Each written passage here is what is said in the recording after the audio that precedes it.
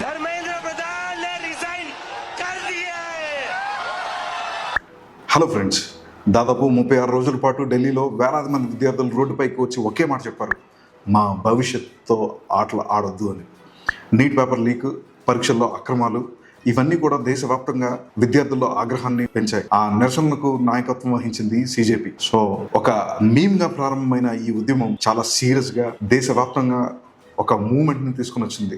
దీనిలో మరొక ముఖ్యమైన వ్యక్తి పాల్పంపులు తీసుకున్నారు. ఆయన ఎవరు అని అంటే సోనం వాంగ్చుక్. ఆయన 26 రోజుల పాటు నిరాహార దీక్ష చేశారు. చివరికి ప్రభుత్వమే తలదించి ఆయన చెప్పిన కండిషన్స్కి ఒప్పుకోవడంతో ఆ నిరాహార దీక్షను ఆయన విరమించారు. సో దానిలో ముఖ్యమైన ఏంటి అని అంటే శాంతియుతంగా నిరసన చేసే విద్యార్థులపై కేసులు కొట్టేయాలి. రెండవది, పరీక్ష వ్యవస్థలపై పార్లమెంట్లో చర్చ జరగాలి. మూడవది, పేపర్ లీక్ కారణంగా ప్రాణాలు కోల్పోయిన విద్యార్థుల కుటుంబాలకు నిబంధనల ప్రకారం సహాయం చేయాలి అని చెప్పేసి ఆయన కోరారు. దానికి ప్రభుత్వం ఒప్పుకుంది. కానీ ఆయన దీక్ష విరమించిన తర్వాత సిజేపీ మాత్రం ఒక్క మాట మీద నిలబడింది. అదేంటి అని అంటే, I am resigning from my post as education minister. It is for personal reasons. I thank everyone for the opportunity. मेरे आगे तेज ना बने, टूट गई तो देख लिए फेर ना बने, तेरे वेस्टी पे कह दिए शेर ना बने, मैं सोच रहा हूं फालतू में रेल ना बने. విద్యాశాఖ మంత్రి రాజీనామా చేసే వరకు ఉద్యమం ఆగదు అని చెప్పింది. చివరకు అదే జరిగింది. జూలై 25న కేంద్ర విద్యాశాఖ మంత్రి ధర్మేంద్ర ప్రధాన్ తన పదవికి రాజీనామా చేశారు.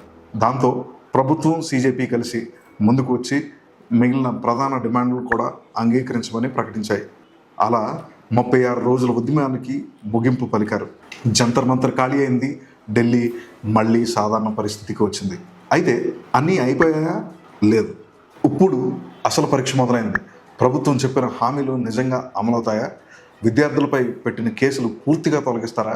పరీక్షల వ్యవస్థలో నిజంగా మార్పులు వస్తాయా? ఇవి ఇప్పుడు ప్రతి విద్యార్థి అడుగుతున్న ప్రశ్నలు.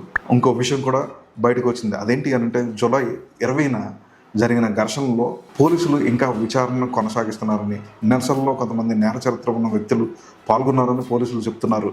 మరోవైపు విద్యార్థులు మాత్రం తమపై అనవసరంగా బలప్రయోగం జరిగిందని ఆరోపిస్తూ కొన్ని వైరల్ వీడియోలో నిరసనలో పాల్గొన్న యువకులపై దాడులు జరిగిందని, కొన్ని వైరల్ వీడియోలో నిరసనలో పాల్గొన్న యంగ్స్టర్స్ వైపు దాడులు జరిగిందన్నట్టుగా కూడా కనపడుతుంది.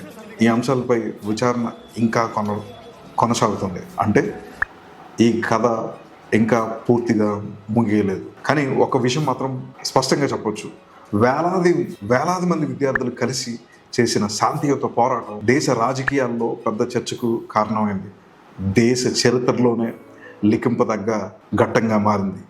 ఒక కేంద్ర మంత్రి రాజీనామా చేయాల్సిన పరిస్థితి వచ్చింది. ప్రభుత్వం పరీక్ష వ్యవస్థలో మార్పులు చేస్తామని తల వంచి ప్రకటించింది. ఇది చిన్న విషయం కాదు. ఇప్పుడు చేయాల్సింది ఒకటే: మాట నిజంగా చేతల్లోకి వస్తాయా? విద్యార్థుల నమ్మకాన్ని ప్రభుత్వం తిరిగి గెలుచుకుంటుందా? మళ్ళీ ఇలాంటి పేపర్ లీక్ జరగకుండా బలమైన వ్యవస్థను ఏర్పాటు చేస్తుందా? ఈ ప్రశ్నలకు సమాధానం రాబోయే రోజుల్లో మాత్రమే తెలుసుకోగలుగుతాం. మీరేమనుకుంటున్నారు?